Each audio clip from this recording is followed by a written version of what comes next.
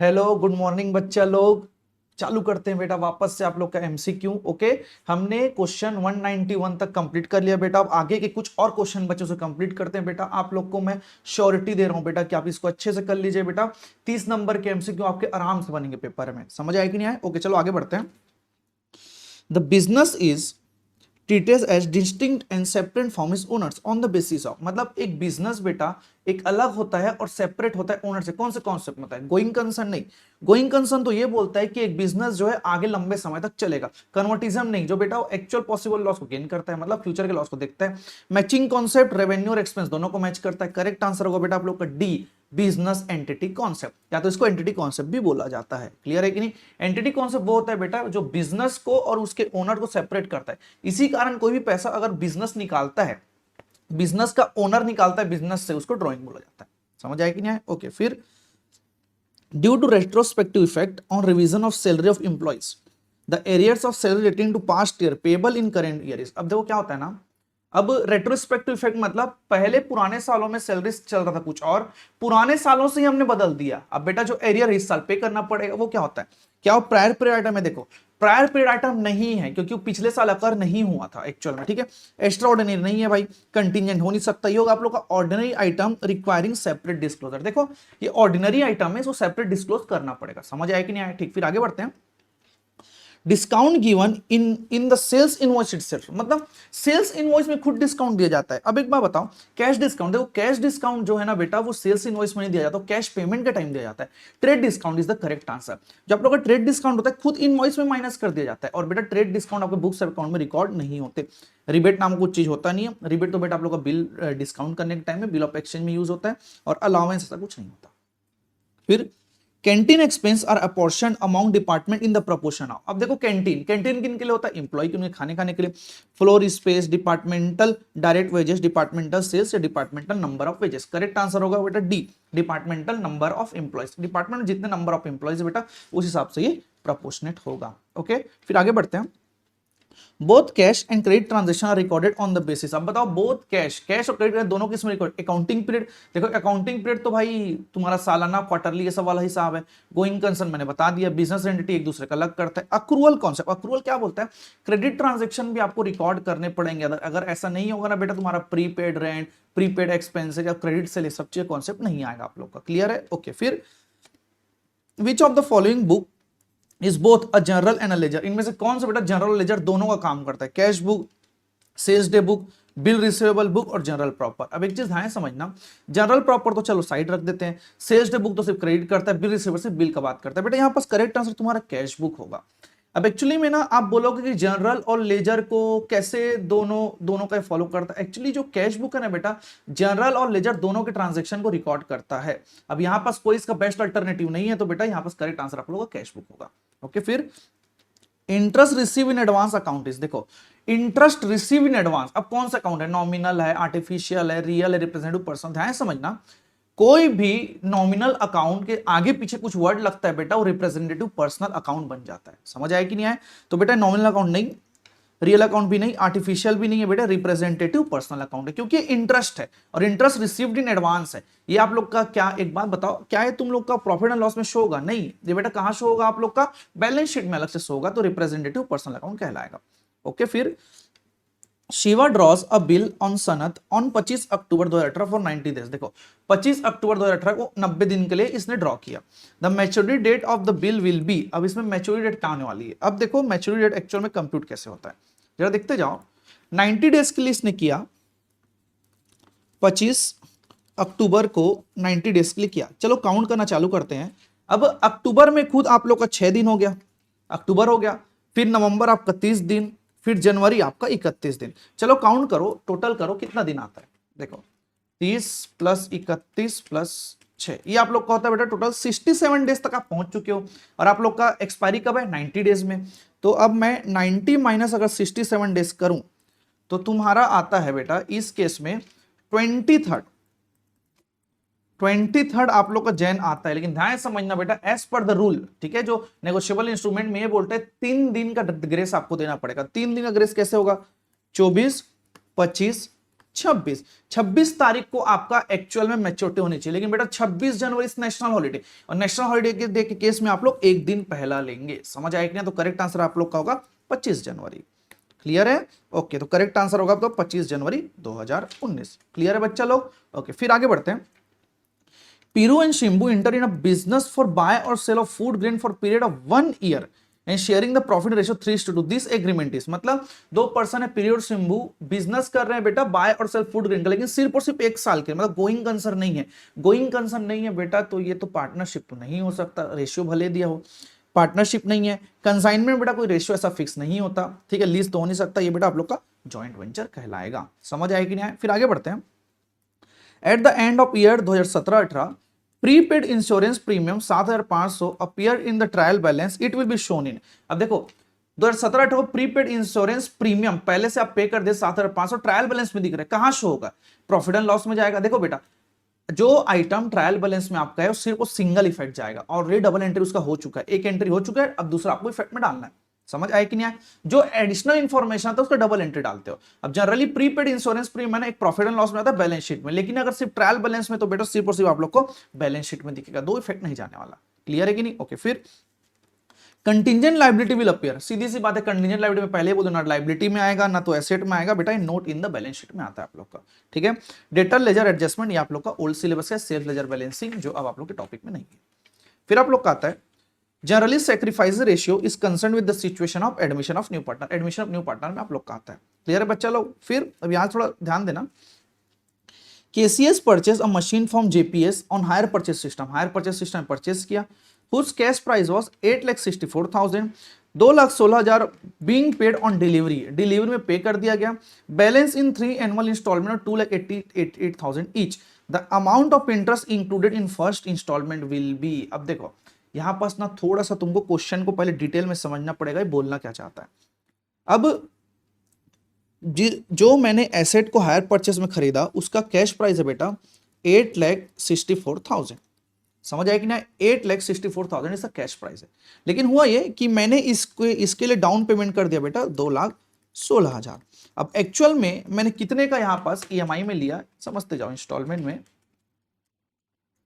2,16,000 हमने लिया यहां पास 6,48,000 का, हमको एक्चुअल में इतना प्रिंसिपल पे करना है।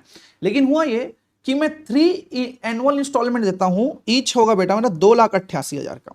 हर इंस्टॉलमेंट मेरा 2,88,000 के रेट से पे होता है, मतलब इंटू 3 अगर मैं करूं आप लोग का तो 2,88,000 इंटू 3, तो मैं टोटल 8,64,000 मतलब इतना अमाउंट साल भर में पूरा पे कर रहा हूं, और इसी में तुम्हारा प्रिंसिपल भी इंक्लूडेड है और इसी में तुम्हारा इंटरेस्ट भी इंक्लूडेड है। अब इंटरेस्ट तो निकाल सकता हूं मैं, क्लियर है? इन दोनों का डिफरेंस मेरा इंटरेस्ट आने वाला है, कितना आएगा निकाल के देखते हैं। 6,48,000 2,16,000 ही आएगा भाई, फिर भी देख लेते हैं कंप्यूट करके। तो मेरा इंटरेस्ट तो 2,16,000 आया। अब क्वेश्चन में ये पूछा इंटरेस्ट कितना नहीं पूछा, उसने पूछा कि पहले साल में कितना इंटरेस्ट लगेगा। तो बेटा इसकी कहानी थोड़ी अलग होने वाली है। जरा एक चीज समझना, यहाँ पास 3 इंस्टॉलमेंट है, मैं तुमको एक केस समझाता हूं। First year, second year, third year. अब एक चीज समझना, थर्ड ईयर में कभी भी आप पेमेंट करोगे तो आप लोग का बैलेंस लास्ट में 0 ही होना, मतलब लास्ट में 0 होगा ही ना, इंटरेस्ट करो जो भी करो। मतलब ये चीज है, अगर वो 0 हो रहा है तो बेटा ये 3 इंस्टॉलमेंट जो है ना मेरा प्रिंसिपल के साथ जाएगा। इतना समझ आया कि नहीं? मतलब मैं थर्ड ईयर में 2,88,000 का अमाउंट खत्म करूंगा, इक्वल अमाउंट है। फिर 2,88,000 प्लस 2,88,000 अगर करूंगा तो मैं बेटा यहाँ 5,76,000 मेरा आउटस्टैंडिंग रहा होगा यहाँ। तभी तो इस साल मैं सेकेंड ईयर में 2,88,000 पे करूंगा, फिर थर्ड ईयर में 2,88,000 कर खत्म कर दूंगा। मतलब और फिर उसके बाद वाले ईयर में आप लोग का आने वाला है बेटा 8,64,000 आउटस्टैंडिंग। मैं आप लोग आउटस्टैंडिंग का बात कर रहा हूं। जब आप लोग का ईयर स्टार्ट हुआ तब 8,64,000 आउटस्टैंडिंग था, फिर 5,76,000 हुआ, फिर 2,88,000 हुआ। इतना तो वो समझ आ गया। अब बताओ इंटरेस्ट आउटस्टैंडिंग अमाउंट में दिया जाता है, किस में दिया जाता है? हमने पहले ही पढ़ा है बेटा, आउटस्टैंडिंग अमाउंट में दिया जाता है। तो अब हमारे पास सिर्फ और सिर्फ रेशियो यहाँ पास है, तो इसको टोटल करते हैं 5,76,000 प्लस 2,88,000, तो ये रेशियो आ रहा है बेटा 17,28,000 का आपका रेशियो टोटल आ रहा है। हमारा टोटल है बेटा 2,16,000, ठीक है, जो है बेटा 17,28,000 पे। तो आप लोग का 8,64,000 में कितना होगा, ये आप लोग का करेक्ट आंसर बनने वाला है। क्लियर है? ओके। 2,16,000 डिवाइड बाय 17,28,000 इंटू 8,64,000, तो आप लोग का होगा बेटा 1,08,000 आप लोग का आ रहा है। क्लियर है कि नहीं? आप लोग का करेक्ट आंसर होगा। देखते हैं है कि नहीं। Yes, 1,08,000 C is the correct answer. Clear है बेटा? चलो आगे बढ़ते हैं, अगर इतना आप लोग को क्लियर है तो। Okay, after that, which of the following is a resource owned by the business with the purpose of using it generating future profit? इनमें से कौन सा रिसोर्स है जो बिजनेस ओन करता है? लोन फ्रॉम द बैंक, देखो बेटा जनरेट फ्यूचर प्रॉफिट के लिए रिसोर्स नहीं है कोई, समझ आएगी ना? ओनर्स कैपिटल भी नहीं है बेटा। करेक्ट आंसर आप लोग का होगा बेटा ट्रेडमार्क। समझ आया कि नहीं? ट्रेडमार्क आप लोग का ऐसा रिसोर्सेज है बेटा जो फ्यूचर में जाके आप लोग इसको यूज करने वाले हो। क्लियर है कि नहीं? ठीक है, जनरेट करता है बेटा प्रॉफिट इसमें।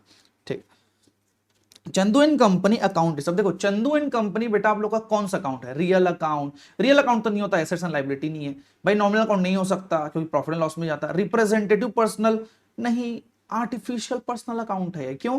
क्योंकि बेटा एंड कंपनी है ये, समझ आएगी ना? फर्म है ये, आर्टिफिशियल है, एक्चुअल रियल पर्सनल अकाउंट नहीं है। तो आप लोग का होगा artificial personal account is correct answer. ठीक, फिर purchase of laptop of office use wrongly debited to purchase account, it is an error. हुआ क्या? मैंने परचेस फॉर द लैपटॉप किया, लैपटॉप किया ऑफिस के लिए, तो मेरा एक्चुअल में एंट्री होने वाला था laptop account debit to bank होने वाला था। मैंने बट गलती से इसको परचेस अकाउंट में डाल दिया। तो बेटा क्या ओमिशन है? नहीं, मैंने एंट्री पास किया, ओमिशन नहीं हो सकता, कमीशन भी नहीं है, मिस पोस्टिंग भी नहीं है बेटा, प्रिंसिपल एरर है, आपने गलत प्रिंसिपल अडॉप्ट किया है। ओके, फिर which of the following term is most suitable for writing of patent? अब पेटेंट को राइट ऑफ करना इंटेंजिबल एसेट, मैंने बताया था बेटा एमोटाइजेशन होता है। करेक्ट आंसर होगा बी, एमोटाइजेशन इसमें यूज होता है। डिप्लेशन तो बेटा आप लोगों का किस में यूज होता है, याद है? डिप्लेशन बेटा माइनिंग्स में यूज होता है, ऑयल वाले में होता है। डेप्रेशिएशन तो फिक्स्ड एसेट में होता है, पीपी में। समझ आ गया? फिर memorandum joint venture account is prepared कब बनाया जाता है? देखो, the separate set of books is maintain for joint venture, नहीं, सेपरेट सेट में नहीं बनाता बेटा। इट को venture keeps record of all transaction, ये भी नहीं है। ईच को venture keep records in their own transaction only, खुद का जब रिकॉर्ड ट्रांजैक्शन को रिकॉर्ड करते हैं बेटा, तब ये मेमोरेंडम जॉइंट वेंचर आप लोग का बनाया जाता है। ठीक, फिर which of the following commission is allowed by the consignor to the consignee to encourage the consignee for putting up hard work in introducing new product in the market? अब देखो, इनमें से ऐसा कौन सा कमीशन है बेटा जो कंसाइनर कंसाइनी को देता है पुटिंग हार्ड वर्क नया प्रोडक्ट के लिए? मतलब ये ना ऐसा कमीशन है बेटा जो इंट्रोडक्शन ऑफ न्यू प्रोडक्ट के लिए होता है। देखो, डेल क्रेडर कमीशन बेटा क्रेडिट रिस्क के लिए होता है। Over riding ordinary hard work, hard work नाम को कुछ नहीं होता, ऑर्डिनरी नॉर्मल कमीशन होता है बेटा। ओवर राइडिंग कमीशन ये द करेक्ट आंसर, क्योंकि ये बेटा नए प्रोडक्ट को मार्केट में लाने के लिए, प्रमोट करने के लिए अलग से कमीशन दिया जाता है। क्लियर है? फिर if Ram's acceptance which was endorsed by us in favor of Salim is dishonor, then the amount will be debited in our books too। अब देखो, राम ने एक्सेप्ट किया था बेटा बिल ऑफ एक्सचेंज का, हमारे बिल्स रिसीवेबल हो गया था, समझ आएगी ना? हमने उसको इंडोर्स कर दिया बेटा सलीम, अब डिसऑनर हो गया। अब हमारे में हम किसके अकाउंट को डेबिट मारेंगे? तो बेटा क्लियर है, हम लोग मारेंगे राम को डेबिट। ओके, ठीक। In case of a club the excess of expenditure over income is called as. अब देखो, excess of expenditure over income, मतलब हमारा एक्सपेंडिचर ज्यादा है तो क्या होने वाला है? डेफिसिट होने वाला है तुम्हारा। इनकम एक्सपेंडिचर अकाउंट में, income expenditure account profit and loss नहीं आता, बट सरप्लस से डेफिसिट आता है। करेक्ट आंसर होगा बी, आप लोग का डेफिसिट। ओके, फिर अ charitable institution has 250 members with a annual subscription of 5,000 each, 5,000 each आता है। तो बेटा टोटल सब्सक्रिप्शन अगर मैं निकालूं 250 इंटू 5,000, तो आप लोग का आता है बेटा 250 इंटू 5,000 आप लोग का आता है 12,50,000। Okay, the subscription receive during 18-19 वर्ष 11,25,000 आया, which include 65,000 and 25,000 for the year 2017-18। पिछले साल का आया बेटा 65,000 और 19-20 अगले साल का आया 25,000। अमाउंट आउटस्टैंडिंग सब्सक्रिप्शन, इस साल का आउटस्टैंडिंग कितना होगा? मतलब जो आप लोग का 11,25,000 आया, उसमें दो अमाउंट ऐसे हैं जो इस साल के है ही नहीं, एक 65,000 है और एक आप लोग का 25,000 है। तो देखो इस साल का एक्चुअल में आया कितना है? 11,25,000 माइनस 65,000 माइनस 25,000, आपका है बेटा 10,35,000 इस साल का आया है, और एक्चुअल में आना चाहिए था बेटा 12,50,000। तो आप लोग का आउटस्टैंडिंग जो बैलेंस होगा बेटा होगा 2,15,000। क्लियर है कि नहीं? इन दोनों को माइनस करोगे 2,15,000 आपका आंसर आएगा। चलो बेटा फिर आगे बढ़ते हैं। The following details of the closing stock item in a RV Limited, the value of the closing stock निकालना है। देखो as per the accounting standard to cost और NRV whichever is lower आप लोग लेते हैं। ठीक है, इन दोनों में से बेटा छोटा कौन है? 27 है, इन दोनों में से छोटा कौन है 15, इन दोनों में से दोनों से हमें किसी भी ले सकते हैं और इनमें से 40। तो अगर हम लोग ऐड करें 27 प्लस 15 प्लस 35 प्लस 40, देखो बेटा आंसर क्या आता है 27 प्लस 15 प्लस 35 प्लस 40, आप लोग का आता है बेटा 117 लाख। करेक्ट आंसर होगा आप लोग का सी 117 लाख। क्लियर है, फिर आगे बढ़ते हैं। When stock is valued at cost in one accounting period and at lower of cost and NRV value in another accounting period। अब हुआ क्या ना, देखो अब एक साल मैंने रिकॉर्ड किया था कॉस्ट में, लेकिन अगले साल ना lower of cost and RV record करता हूं, ये क्या हो सकता है, इसका कारण क्या है? Prudence principle conflicts with the consistent principle. अब देखो यहां पास कंसिस्टेंसी प्रिंसिपल का प्रॉब्लम तो आ रहा है, लेकिन प्रूडेंस काम नहीं आ रहा है यहां पास। अब आता है बेटा matching principal conflict with the consistency principle, ये आप लोगों का करेक्ट आंसर हो सकता है। Consistency principle with accounting print, accounting print यहां पास नहीं आ रहा है, तो करेक्ट आंसर होगा बी मैचिंग प्रिंसिपल। बेटा यहां पास कॉन्फ्लिक्ट हो रहा है आप लोग कंसिस्टेंसी प्रिंसिपल के साथ, समझ आएगी नहीं आए? फिर materiality principle is an exception. अब देखो अब मटेरियलिटी क्या होता है, मटेरियल चीजों को डिस्क्लोज करना पड़ता है, क्या कंसिस्टेंसी प्रिंसिपल है? नहीं, फुल डिस्क्लोजर प्रिंसिपल आपका आंसर है बेटा। और अकाउंटिंग पीरियड एजम्पशन नहीं हो सकता, प्रूडेंस भी नहीं हो सकता। क्लियर है कि नहीं? फिर आगे बढ़ते हैं। In a cash book debit balance of ₹112 brought forward. अब कैश बुक में डेबिट बैलेंस था, मतलब नॉर्मल फेवरेबल बैलेंस था 112 रुपए का। Forward as a credit balance of 121 में आपने फॉरवर्ड किया। पहले तो गलती नंबर 1 कि आपने उसको डेबिट ना करके किया है बेटा क्रेडिट, और क्रेडिट किया वो भी गलत अमाउंट से। तो जो पहले क्रेडिट किया है उसको मानना पड़ेगा डेबिट, और जो एक्चुअल डेबिट होना था उसको भी करना पड़ेगा। तो आप लोग का आएगा बेटा 121 प्लस 112। देखो बेटा कितना आप लोग का आता है 112 प्लस 121, ये आप लोग का है 233 रुपए से आप लोग को ऐड करना पड़ेगा। क्लियर है बच्चा लोग? ठीक, फिर What represent a potential obligation that could be created depending on the outcome of an event। मतलब जो इवेंट पे कौन सा बेस रहता है बेटा, कंटिजेंट ही होता है, समझ आएगी? इंटरनल लाइबिलिटी नहीं हो सकता, करंट नहीं हो सकता, वो होगा बेटा आप लोग के कंटिजेंट लाइबिलिटी। करेक्ट आंसर होगा। क्लियर है बच्चा लोग? फिर opening debtor, collection from debtor and discount allowed word 3,15,000, 18,30,000 और 35,000। ये बेटा आप लोग का ओपनिंग है 3,15,000, कलेक्शन फ्रॉम डेटर है बेटा ये आप लोग का 18,30,000 कलेक्शन है, और 35,000 आप लोग को डिस्काउंट अलाउ है। If the closing debtor is 20% of the credit sale, मतलब closing date 20% of credit sale है of the period, then closing debtor and credit sale will be. देखो ये होता है क्वेश्चन बेटा तगड़ा। अब आप लोगों को क्लोजिंग डेटर और क्रेडिट सेल निकालना है, तो बेटा इसके लिए तुमको नोट प्रॉपर बनाना पड़ेगा, ऐसे तुम नहीं निकाल सकते कैलकुलेटर के थ्रू। पहले मैं डाटा को लिखता हूं, क्या क्या हमारे पास डाटा अवेलेबल है। अब देखो मेरा तो अकाउंटिंग में यही बोलना है भाई कि अगर कुछ भी आता है चुपचाप अकाउंट बना दो, काम खत्म। तुमको अकाउंटिंग ट्रीटमेंट में अकाउंट ही समझ आता है। अगर मैं स्टेटमेंट बना दूंगा, तुम पूछोगे सर माइनस क्यों हो रहा है, ऐड क्यों हो रहा है, तो तुमको अकाउंट में पता है डेबिट क्रेडिट कैसे करते हो, तो वैसे ही करते जैसे तुमको आता है। तो चलो डेटर अकाउंट बनाते हैं। डेटर अकाउंट,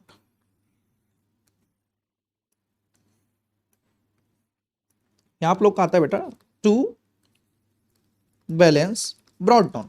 आपके क्वेश्चन में बैलेंस ब्रॉट डाउन बेटा 3,15,000। फिर आप लोग का कलेक्शन है तो बाय बैंक आप लोग का है 18,30,000 कलेक्शन आया, फिर डिस्काउंट भी आया, आप लोग का डिस्काउंट अलाउड है बेटा 35,000। इतना डाटा दिया हुआ है। लेकिन यहां पास अगर मैं देखूं हमको क्रेडिट सेल चाहिए, क्लोजिंग डेटर भी चाहिए। बेटा दोनों चीज को तुम एक साथ नहीं निकाल सकते, यहां पास हमको इक्वेशन का थोड़ा मदद लेना पड़ेगा एक्स वाई का। अगर मैं बोलूं टू क्रेडिट सेल, अगर मेरा एक्स है ओके, तो अगर इस फॉर्मूले से मैं बाय बैलेंस कैरिड डाउन अगर करूं तो हमारा अमाउंट कितना आता है, देखो 3,15,000 माइनस 18,30,000 माइनस 35,000, ये मेरा आ रहा है बेटा x माइनस 15,50,000, मेरा ऐसा आने वाला है। ठीक है, ये करेक्ट आंसर नहीं, इसे मैं तो स्टेटमेंट दे रहा हूं। और हमको ये चीज क्वेश्चन में ये भी पता चला है कि अगर मेरा क्रेडिट सेल अगर मेरा x है, तो बेटा मेरा जो क्लोजिंग डेटर होगा, और जो मेरा क्लोजिंग डेटर होगा बेटा वो 0.2x है, मतलब 20%, मतलब 20% ऑफ द क्रेडिट सेल होने वाला है। अगर इसी को मैं अप्लाई करूं 0.2x is equal to x minus 15,50,000, अगर मैं इसको अप्लाई करूं इस फॉर्मूले को, तो बेटा ये होगा 0.80x इज इक्वल टू 15,50,000। इसको सॉल्व करके देखते हैं बेटा कितना आता है आप लोग का। ये आप लोग का आता है बेटा 19,37,500 मतलब 19,37,500 आपका आता है एक्स की वैल्यू। समझ आया कि नहीं? अगर एक्स क्रेडिट से लिखना है तो क्लोजिंग डेटर भी इसी से आ जाएगा बेटा, 19,37,500 इंटू 20% इंटू 20% अगर मैं करूंगा तो आता है 3,87,500। तो देखो बेटा, एक तो 19,37,500 है और एक है बेटा 3,87,500। देखो कौन सा इसमें आंसर, ये आपका करेक्ट आंसर है बेटा सी। क्लोजिंग डेट 3,87,000 और क्रेडिट सेल है बेटा 19,37,500। क्लियर है? चलो फिर आगे बढ़ते हैं। Form the following information is given. Opening stock 2,13,000 है, परचेज 16,55,000 है, सेल्स है बेटा 21,32,000, कैरियज इनवर्ड है 32,500, कैरियज आउटवर्ड है 38,600 और रिटर्न इनवर्ड है बेटा 38,000। If the rate of gross profit is 25% on cost and then the value of stock will be. अब ग्रॉस प्रॉफिट 25% ऑन कॉस्ट दिया बेटा, कॉस्ट तो हमारे पास सीओजी से भी नहीं आ पाएगा, हमारे पास आएगा सेल्स। तो जब बताइए अगर कॉस्ट में 25% और सेल्स में कितना होगा 20%। इसी को देखते हुए ट्रेडिंग अकाउंट बनाते हैं बेटा और देखते हैं कि आपका क्लोजिंग स्टॉक कितना आता है। ठीक है, चलो एक रफली ट्रेडिंग अकाउंट बनाता हूं मैं आप लोग के लिए। ट्रेडिंग अकाउंट, और जब ध्यान देना ट्रेडिंग अकाउंट में आप लोग क्या क्या फिगर दिया, एक दिया है बेटा आप लोग का ओपनिंग स्टॉक 2,13,000, एक दिया है बेटा आप लोग का परचेस 16,55,000, एक दिया है बेटा आप लोग का सेल्स 21,32,000, फिर आप लोग का कैरियज इनवर्ड। कैरियज इनवर्ड आप लोग का क्या ट्रेडिंग में आता है? यस बेटा, कैरियज इनवर्ड आप लोग के ट्रेडिंग में आता है, जो कि आप लोग का 32,500। आउटवर्ड आपका नहीं आता बेटा, वो इनडायरेक्ट एक्सपेंस हो जाएगा प्रॉफिट एंड लॉस में। फिर आपका रिटर्न इनवर्ड, ये सेल्स रिटर्न है बेटा, ये आप लोग का होगा 38,000। मतलब मेरा अगर मैं तुम लोग को इफेक्टिव सेल्स की बात करूं मैं 21,32,000 माइनस 38,000, आप लोग का इफेक्टिव सेल्स होता है बेटा 20,94,000 का आपका इफेक्टिव सेल्स होता है। अब आता है बेटा ग्रॉस प्रॉफिट। अब ग्रॉस प्रॉफिट आपका दिया हुआ क्वेश्चन है 25% ऑन द कॉस्ट, तो बेटा आपका 20% होगा ऑन सेल्स। तो इंटू 20% करूं तो आपका आता है बेटा 418800। अब क्लोजिंग फिगर मतलब बैलेंसिंग फिगर आप लोग का क्लोजिंग स्टॉक आने वाला है, जरा कंप्यूट करके देखते हैं। 2,13,000 प्लस 16,55,000 प्लस 32,500 प्लस 418800 माइनस 20,94,000। आप लोग का आंसर आता है बेटा 2,25,300 बैलेंसिंग फिगर। ये आप लोग का क्लोजिंग स्टॉक होगा। देखो बेटा क्या ऐसा कुछ आंसर दिया हुआ है आप लोग का? यस बेटा C 2,25,300 is your correct answer. Clear है बच्चा लोग? फिर आगे बढ़ते हैं। Provision for doubtful debt as on 1 April 2018 was 21,500। मतलब प्रोविजन फॉर डाउटफुल डेट बेटा 1 अप्रैल 2018 में 21,500 था। During the year 2018-19 the bad debt and recovery for the bad debt were 10,500 एंड 21,500 21,000 respectively. The sundry debtor on 31 March 2019 were 2,25,000। Sundry debtor था बेटा closing 2,25,000। Provision is to be made at the rate 5% on debtor if on 31 March 2019 there was a additional bad debt और 2500 then provision of doubtful debt will be. अब बात आता है कि provision for doubtful date, इसमें provision for doubtful date में क्या होने वाला है? एक बार क्वेश्चन के डाटा को हम लोग एक्सट्रैक्ट करते हैं कि क्वेश्चन में बोलना क्या चाह रहा है। अब जरा ध्यान समझना, अब जो प्रोविजन है, प्रोविजन फॉर डाउटफुल डेट है, उसका ओपनिंग बैलेंस है बेटा तुम्हारा 21,500। फिर आप लोग का बेटा बैड डेट हो जाता है 10,500 का। ठीक है, रिकवरी तो बेटा इसमें नहीं आएगा, प्रोविजन में तो रिकवरी नहीं आने वाला आपका। अब सन्ड्री डेटर 2,25,000 है बेटा, जिसमें 5% आप लोग को प्रोविजन बनाना है। तो अगर मैं बोलूं डेटर मेरा 2,25,000 था और क्वेश्चन में बेटा आप लोग को दिया हुआ है कि एडिशनल बैड डेट और हो गया आप लोग का 2,500 का। ठीक है, ये 2,500 तो यहां आएगा आप लोग का। क्लियर है कि नहीं? तो माइनस 2,500 इंटू 5% अगर मैं करूं तो 2,25,000 माइनस 2,500 इंटू 5% करूं तो आपका आता है बेटा 11,125। अब बेटा जो डिफरेंस है देख लेते हैं कितना आता है। 21,500 माइनस 10,500 माइनस 2,500 माइनस 11,125, ये आपका आता है बेटा 2,625 माइनस में, मतलब डेबिट होगा। ये समझ आया कि नहीं आया? तो फिर आप लोग का करेक्ट आंसर है बेटा B, debited to profit and loss account by the 2,625। समझ आया कि नहीं आया? ठीक, आगे बढ़ते हैं। A and B enter into a joint venture sharing profit and losses in the ratio of 3:2. joint venture में आया A और B 3:2 में प्रॉफिट में शेयर रेशियो करते हैं। A purchase goods costing 2 lakh, A 2 lakh का गुड्स परचेज करता है। B sold 95% of the good for 2,50,000। देखो B 95% सोल्ड करता है 2,50,000 में, मतलब 5% क्लोजिंग स्टॉक होने वाला है। A is entitled to get commission 1% commission on a purchase and B is entitled to get 5% commission on sales.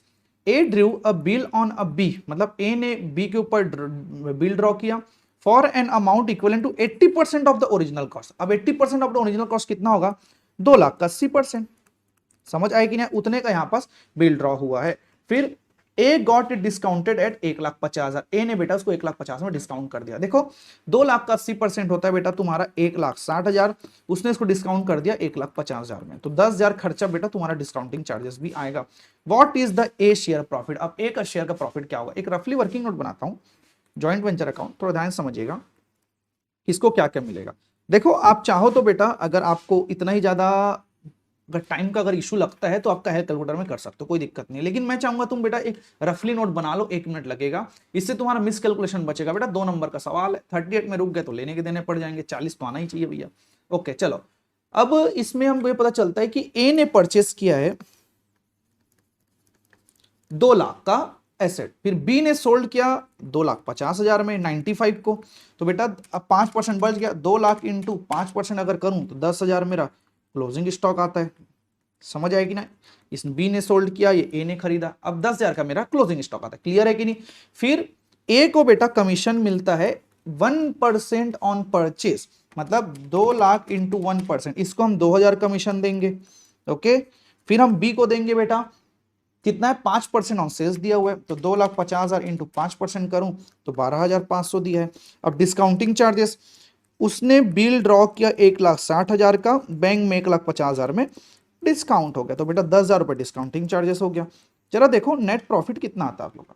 2,50,000 plus 10,000 minus 2 lakh minus 2,000 minus 12,500 minus 10,000, आप लोग का आता है बेटा नेट 35,500 आप लोग का आता है। अब इसमें 2 शेयर, एक होगा ए का, एक होगा आपका बी का। ए का शेयर होगा बेटा 3:2 में 35,500 into 3 divide by 5, 35,500 into 2 divide by 5, तो 35,500 इंटू 3 डिवाइड बाई 5 करूंगा तो शेयर आता है बेटा 31,300, और बाकी जो बच रहा है बेटा ये आएगा आप लोग का 14,200 आएगा आप लोग का। ठीक है, समझ गए? तो आप लोग का करेक्ट आंसर होगा बेटा 21,300 आप लोगों का करेक्ट आंसर होगा। क्लियर है बच्चा लोग? फिर आगे बढ़ते हैं।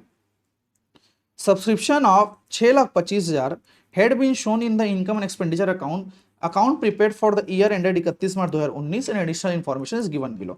आउटस्टैंडिंग और एडवांस दे दिया है। The amount of subscription receive during the year, उस साल कितना रिसीव आप लोग को बताना है। अब देखो हुआ ये इनकम एंड एक्सपेंडिचर में है, तो सब्सक्रिप्शन आउटस्टैंडिंग है बेटा पिछले साल का इस साल मिला होगा तो इंक्लूडेड नहीं होता, इसको ऐड करोगे, इसको माइनस कर दोगे। समझ आया कि नहीं आया? ठीक है, ओके, फिर इसको बेटा वही माइनस करोगे और इसको ऐड करोगे। देखो आंसर आता है कि नहीं आता? 6,25,000 प्लस 55,000 माइनस 31,000 माइनस 72,000 प्लस 37,000, आप लोग का आंसर आता है 6,14,000। अब सर आपने ये प्लस माइनस कैसे किया, समझ नहीं आया। अब देखो मैं समझाता हूँ एक्चुअल में हुआ क्या। अब हम लोग को रिसीव ड्यूरिंग द ईयर चाहिए, मतलब इसका मतलब ये बेटा हमको चाहिए जो रिसिप्ट एंड पेमेंट में आना चाहिए। 6,25,000 तुम्हारा इनकम एंड एक्सपेंडिचर में दिख रहा है, मतलब बेटा वो अमाउंट है जो अक्रू ड्यूरिंग द ईयर है, मतलब इस साल जो अक्रू हुआ है वो मिले या ना मिले कोई मतलब नहीं, क्योंकि अक्रूवल सिस्टम फॉलो करता है, नॉमिनल अकाउंट है। समझ आया कि नहीं? लेकिन आरपीए जो है ना बेटा रिसिप्ट एंड पेमेंट अकाउंट जो एक्चुअल रिसीव होता है। अब देखो हुआ ये सब्सक्रिप्शन आउटस्टैंडिंग 55,000 पिछले साल का आउटस्टैंडिंग है, पिछले साल तो नहीं मिल पाया। अब देखो पिछले साल का है तो बेटा इनकम एक्सपेंडिचर में होगा भी नहीं, लेकिन इस साल मिल गया तो बेटा ये इंक्लूड होना चाहिए, यस और नो। फिर सब्सक्रिप्शन रिसीव्ड इन एडवांस, समझ आएगी नहीं? अब हुआ ये पिछले साल हमको इस साल का सब्सक्रिप्शन मिल गया, मिला कब है? इस साल, पिछले साल के आरपीएम आ चुका है, इस साल के आरपीएम आएगा क्या? नहीं, रिसीव ड्यूरिंग देयर में नहीं आएगा तो माइनस कर दिया मैंने। सेम अब सब्सक्रिप्शन आउटस्टैंडिंग बेटा इस साल मिला क्या? क्लोजिंग आउटस्टैंडिंग को नहीं मिला, लेकिन इनकम एक्सपेंडिचर में जुड़ा हुआ है क्योंकि इस साल का खर्चा है वो, तो इसको मैंने माइनस किया और इसको प्लस किया। समझ आ गया बच्चा लोग? 6,14,000। फिर आगे बढ़ते हैं। X and Y are partners with the capital of 50 and 30,000 respectively, interest payable on capital is 10% per annum. If the profit earned by the firm is 4,800, what will be the interest on capital for x और y? एक चीज ध्यान से समझिएगा बेटा, आपका जो interest on capital होता है ऑलवेज एप्रोप्रिएशन ऑफ प्रॉफिट होता है। अगर प्रॉफिट नहीं है भाई पार्टनरशिप के पास तो इंटरेस्ट नहीं दे सकता। अगर जनरली देखूं 10%, तो इसका बेटा आता है 5,000 और इसका आप आता है 3,000, लेकिन इसका प्रॉफिट और 4,800 है, तो बेटा 4,800 को इसी रेशो में बांट लो तुम। 4,800 into 5 divide by 8, 4,800 into 5 divide by 8। देखो बेटा कितना आता है, 4,800 इंटू 5 डिवाइड बाई 8 करोगे तो आपका आता है 3,000, ये आएगा बेटा 3 divide by 8। 4,800 into 3 divide by 8 करोगे तुम्हारा आता है 1800। तो करेक्ट आंसर होगा बेटा आप लोग का बी। तो चलो बेटा हमने पूरे 225 एमसीक्यू आप लोग के खत्म कर लिए। कुछ भी डाउट्स होता है बेटा आप कमेंट करके पूछ सकते हो, हमेशा अवेलेबल रहेंगे आंसर के लिए। समझ आए कि नहीं बेटा? स्ट्रिक्टली इसको देखो बेटा, चाहे तुम लोग, अब देखो होता है सर हम पढ़े कि एमसीक्यू देखे, देखो जब खाली समय मिल रहा है ना बेटा, तुम वीडियो चालू करके बैठ जाओ, कोई दिक्कत नहीं है, तुमको पूरा रिकॉल हो जाएगा, याद हो जाएगा।